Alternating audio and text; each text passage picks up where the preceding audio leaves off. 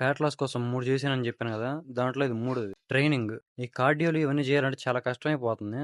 నేను చేయాలని నాకున్న ప్రకృతి అనుకూలిచ్చట్లా. ఎందుకంటే వర్షం పడుతుంది. ఎక్కడంటే అక్కడ చేయాలంటే చేయలేకపోతున్నా కార్డియో అనేది. ఇంకా వేరే దారి లేక స్ప్లిట్ చేంజ్ చేసుకోవాల్సొచ్చింది. నేనెప్పుడు గూడా ఒక మజిల్‌ని వీక్లీ వన్స్ ట్రైన్ చేస్తాను. కానీ ఫ్యాట్ లాస్ కోసం అని చెప్పేసి, క్యాలరీస్ ఎక్కువ బర్న్ అవ్వడం కోసం అని చెప్పేసి మజిల్‌ని 2 టైమ్స్ ట్రైన్ చేస్తున్నా. నేను చేసిన split push pull legs. Push pull legs అనేది 6 డే స్ప్లిట్.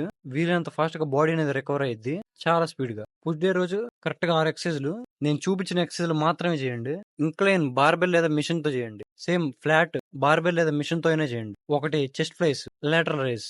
లాంగ్ హెడ్ కోసం, లాటరల్ హెడ్ కోసం ఇంకో tricep push down. Next pull day రోజు. పుల్ డే రోజు ఒక రోయింగ్ మూవ్‌మెంట్, ఒక వర్టికల్ మూవ్‌మెంట్, ఒకటి అప్పర్ బ్యాక్ మూవ్‌మెంట్, ఇంకోటి స్ట్రగ్స్ ఒకటి, ఒక బైసెప్ వేరియేషన్, ఒక రేట్ డెల్ట్ వేరియేషన్. కేవలం పుల్ డే రోజు ఇవి మాత్రమే. Next legs. లెగ్ ప్రెస్ ఒకటి, లెగ్ ఎక్స్టెన్షన్ ఒకటి, అడాప్టర్ ఒకటి, హ్యామ్స్ట్రింగ్ ఒకటి, కాఫ్స్ ఒకటి. సేమ్ ఇప్పుడు పుష్ డే అంటే మండే రోజు, థర్స్డే రోజు. పుల్ డే అంటే ట్యూస్డే రోజు, ఫ్రైడే రోజు. లెగ్స్ అంటే వెన్స్డే రోజు, సాటర్డే రోజు. ప్రతి ఒక్క ఎక్సర్సైజ్ అనేది మిషన్ మీద మాత్రమే చేయండి. రీజన్ ఎందుకు ఏందనేది నెక్స్ట్ వీడియోలో చెప్తాను.